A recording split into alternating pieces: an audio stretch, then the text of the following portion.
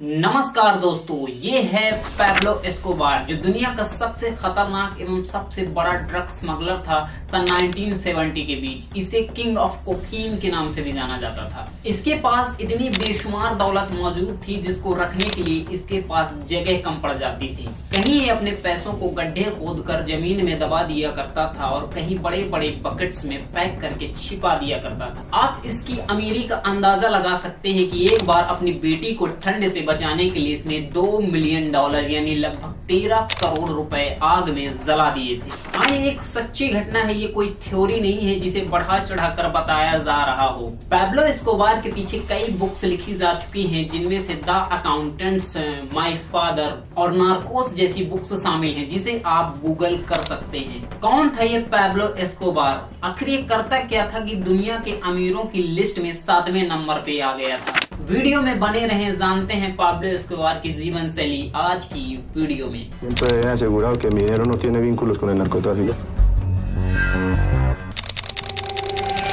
नमस्कार दोस्तों, मेरा नाम शुभम विश्वकर्मा है और आप देख रहे हैं analyse world YouTube channel. Pablo Escobar का जन्म सन 1949 को अमेरिका के नॉर्थ वेस्ट में मौजूद कोलंबिया के एक छोटे शहर मेडलिन में हुआ था। इनके पिता एक फार्मर थे और इनकी माँ एक स्कूल टीचर थी। इनकी फैमिली में पैब्लो को मिलाकर टोटल 7 भाई बहन थे, जिनमें से पैब्लो एस्कोबार का नंबर तीसरे नंबर पे आता था। पैब्लो एस्कोबार की परिवार की कंडीशंस बहुत ही खराब थी और वो जिस घर में रहते थे उसकी कंडीशन भी खराब थी। ना तो उस घर में बिजली थी और ना ही उस घर में कोई एयर कंडीशनर जैसी चीज मौजूद थी। बताया जाता है कि पैब्लो एस्कोबार को एक बार स्कूल से निकाल दिया गया था क्योंकि उनके पास पैर में पहनने के लिए जूते नहीं थे। जैसे तैसे इनकी स्कूल की शिक्षा कंप्लीट हो जाती है और ये आगे चलकर मेडलिन की एक यूनिवर्सिटीज में एडमिशन ले लेते हैं, जहां उन्होंने पॉलिटिकल साइंस सब्जेक्ट के बारे में अध्ययन किया, लेकिन पर्याप्त फीस न भरने के कारण उन्होंने अपनी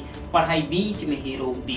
और यहीं से शुरू होती है पैब्लो एस्कोबार की क्रिमिनल और ड्रग स्मगलर बनने की कहानी। इसने 15 साल की उम्र में एक कसम खाई कि मैं 22 साल तक की एज में करोड़पति बनकर दिखाऊंगा, नहीं तो मैं अपने आप को गोली मार लूंगा। पैब्लो एस्कोबार पैसे कमाने के लिए वह सब कुछ करना स्टार्ट कर देता है जो वह कर सकता था। इसे पैसे कमाने की इतनी भयानक लत लगती है कि यह धीरे धीरे पैसे कमाने की आग में पलक झपकते ही क्रिमिनल एक्टिविटीज में इन्वॉल्व हो जाता है। जरा सोचने वाली बात है दोस्तों, एक 15 साल का लड़का जो इस उम्र में इतना बड़ा कदम उठाता है, जिस उम्र में बच्चों के खेलने की उम्र होती है। शुरुआती टाइम में तो इसने छोटे मोटे घोटाले से लेकर सिगरेट्स, नकली लॉटरी के टिकट्स बेचना शुरू किया और धीरे धीरे बैंक से बाहर आते हुए लोगों से नकदी छीनना भी शुरू कर दिया। और ये सब काम वह जब कर रहा था जब वह 20 साल का था और 20 साल की उम्र में ही इसने पहली कार चुराई थी, जिसमें वह सफल भी हो गया था। सन 1970 में इसने एक बड़े बिजनेसमैन को किडनैप करने का प्लान बनाया, जिसमें वह सफल भी हो जाता है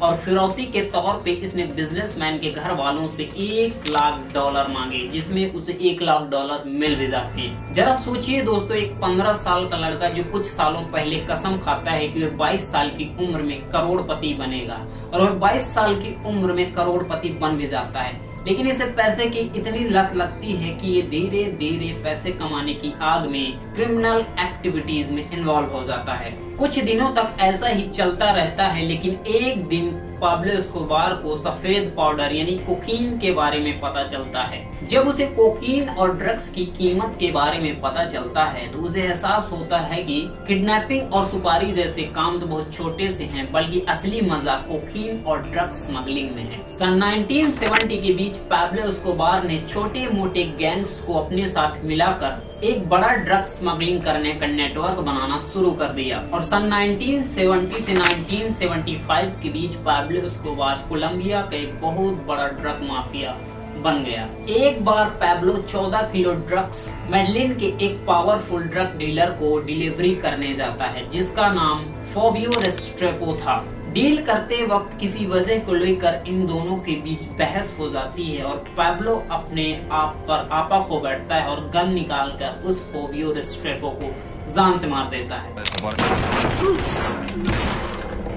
जिससे ड्रग्स इंडस्ट्री में पैब्लो का बहुत बड़ा नाम बन जाता है। सन 1975 में पैब्लो एस्कोबार का पहला मर्डर केस था, जिसे क्राइम म्यूजियम की रिपोर्ट में साफ साफ लिखा गया है। 26 साल की उम्र में 1976 में पैब्लो एक 15 साल की लड़की मारिया विक्टोरिया से शादी कर लेता है और आगे चलकर इनके 2 बच्चे होते हैं, जुआन पैब्लो और मैनुएला पैब्लो। सन 1976 में पैब्लो एस्कोबार ने अपनी खुद की एक ड्रग ऑर्गेनाइजेशन बना ली थी, जिसका नाम मेडलिन कार्टेल रखा था। यह पूरे विश्व की सबसे बड़ी ड्रग स्मगलिंग ऑर्गेनाइजेशन थी, जो कि कोलंबिया के अंदर पैब्लो एस्कोबार के द्वारा हैंडल की जा रही थी। पैब्लो एस्कोबार का दिमाग कोकीन सप्लाई करने के मामले में इतना तेज था कि आप सोच भी नहीं सकते कि ड्रग्स को एरोप्लेन के टायर में छिपाकर या मछलियों के पेट में रखकर या गत्तों के बीच छिपाकर सप्लाई करता था। ये पहला ऐसा शख्स था जो यूएस जैसी कंट्रीज में ड्रग सप्लाई करने की हिम्मत रखता था। पैब्लो एस्कोबार के बेचे गए ड्रग्स से यूएस के लोगों को इतनी भयानक लत लगती है कि पैब्लो की ऑर्गेनाइजेशन एक महीने में 70 से 80 टन ड्रग्स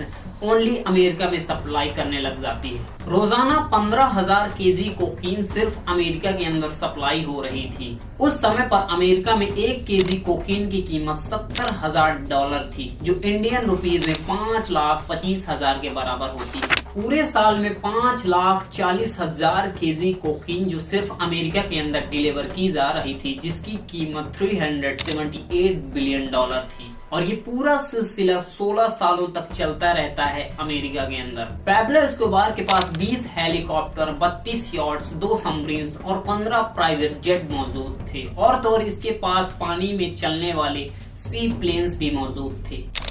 इन सभी साधनों का उपयोग पैब्लो ड्रग्स डिलीवरी करने के लिए करता था। पैब्लो कोकीन ट्रांसपोर्ट करने के लिए प्लेन्स का यूज करता था और प्लेन को उड़ाने के लिए पायलट को पर फ्लाइट $5 लाख दिया करता था। यानी पैब्लो एस्कोबार की ड्रग इंडस्ट्री इतनी बड़ी हो गई थी कि पूरे वर्ल्ड में पैब्लो एस्कोबार 80% ड्रग अकेले ही सप्लाई कर रहा था। पैब्लो एस्कोबार को लग्जरी चीजों का भी बहुत शौक था। इसके पास एक से एक महंगी गाड़ियां, घड़ियां, मकान, कार और तो और इसके पास एक प्राइवेट आइलैंड भी मौजूद था।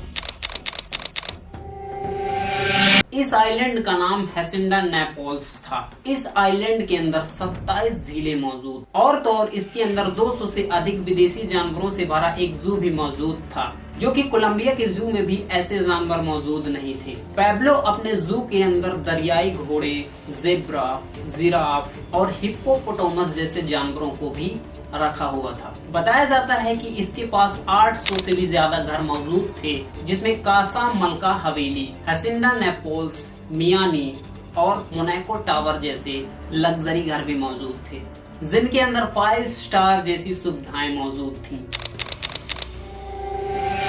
पैब्लो एस्कोबार के इस इलीगल ड्रग बिजनेस से पैब्लो के कई सारे दुश्मन हो गए थे। गवर्नमेंट से लेकर खुफिया एजेंसी तक पैब्लो की जान के पीछे पड़े हुए थे। पैब्लो का एक सिंपल सा रूल था, अगर उसके बिजनेस के बीच में कोई आता था तो वह उसे खरीद लेता था। उसने अपने बिजनेस के अंदर एक सिंपल सा रूल बनाया हुआ था, प्लाटा एंड स्लूमो, या तो सिल्वर ले लो या फिर लोहा ले लो, जिसका सीधा सीधा मतलब होता है कि रिश्वत के पैसे लेकर मेरे रास्ते से हट जाओ या फिर गोली खाओ। और अगर जो भी कोई उसके रास्ते का कांटा बनता था तो वह उसे तुरंत मरवा देता था। पैब्लो ने अपने जीवन में 4000 से ज्यादा लोगों को मौत के घाट उतार दिया था, जिनमें 200 जज और 1000 पुलिस अधिकारी और 2000 आम आदमी शामिल थे। 27 नवंबर 1989 को अवियंका फ्लाइट 203 क्रू मेंबर को मिलाकर टोटल 107 लोग मौजूद थे। पैब्लो इस फ्लाइट को उड़ते हुए बम से उड़वा देता है, क्योंकि वह कोलंबियाई प्रेसिडेंट कैंडिडेट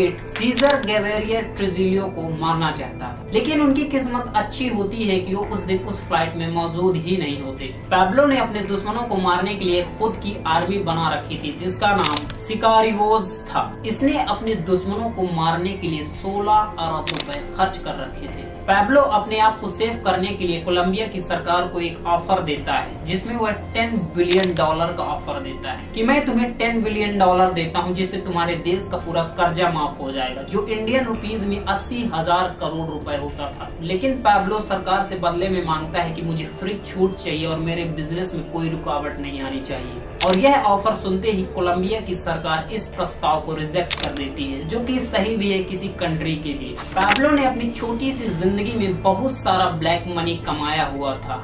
एस्टिमेट के अनुसार इसकी एक दिन की कमाई 400 करोड़ से भी ज्यादा थी। इसके पास इतना ब्लैक मनी कैश था कि इसको रखने के लिए इसके पास जगह कम पड़ जाती थी। इसकी सालाना अर्निंग का 10% चूहा और दीमक जैसे जानवर खा जाते थे और कुछ पैसे पानी में भीगने की वजह से और जमीन में रखने की वजह से खराब हो जाते थे। इसकी अमीरी का ऐसे अंदाजा लगाया जा सकता है कि यह अपने पैसों को बांधने के लिए पर मंथ $1000 यानी 70 से 80 हजार रुपए रबर बैंड के लिए खर्च कर देता था। एक बार अपने परिवार के साथ पुलिस से भागते हुए जंगल में फंस जाने के कारण इसकी बेटी को ठंड लग जाती है। अपनी बेटी को ठंड से बचाने के लिए $2 मिलियन यानी 13 करोड़ रुपए इसने आग में जला दिए थे। आप कल्पना कर सकते हैं कि यह कितना अमीर था। फोर्ब्स मैगजीन के द्वारा इसकी कुल संपत्ति $30 बिलियन से भी ज्यादा थी, जो आज की डेट में $70 बिलियन से अधिक आंकी जाती है। पैब्लो एस्कोबार का आतंक इतना फैल चुका था कि अमेरिका और कोलंबिया की सरकार एक टीम बनाती है, जिसका ऑपरेशन नेम सर्च ब्लॉक रखा जाता है। इस टीम के अंदर 600 मैन फोर्स यूनिट के आदमी पैब्लो को 24 घंटे ढूंढने का काम कर रहे थे। और ठीक 2 दिसंबर 1992 को पैब्लो की एक छोटी सी गलती के कारण इसके मोबाइल की लोकेशन ट्रेस हो जाती है, जहां वह अपने ही बनाए किसी एक घर में छुपा हुआ था। लोकेशन ट्रेस हो जाने के कारण उस घर को चारों ओर से घेर लिया जाता है। पैब्लो देखता है कि उसे चारों ओर से घेर लिया गया है और वह भागने का प्रयास करता है, लेकिन छत से भागते हुए उसके ऊपर फायरिंग कर दी जाती है। फायरिंग में 3 गोलियां पैब्लो के शरीर में लगती हैं, जिससे पैब्लो की तुरंत मौत हो जाती है। और सन 1993 तक पैब्लो एस्कोबार का यह पूरा ऑर्गेनाइजेशन खत्म हो जाता है। पैब्लो एस्कोबार अपनी छोटी सी लाइफ में बहुत सारे पैसे कमाता है, लेकिन इल्लीगल तरीके से, और इल्लीगल काम का नतीजा भी बुरा होता है। पैब्लो एस्कोबार की यह वीडियो कैसी लगी? ऐसी ही डॉक्यूमेंट्री वीडियो देखने के लिए हमारे चैनल को सब्सक्राइब करें। मिलता हूँ अगली वीडियो में, तब तक के लिए नमस्कार दोस्तों।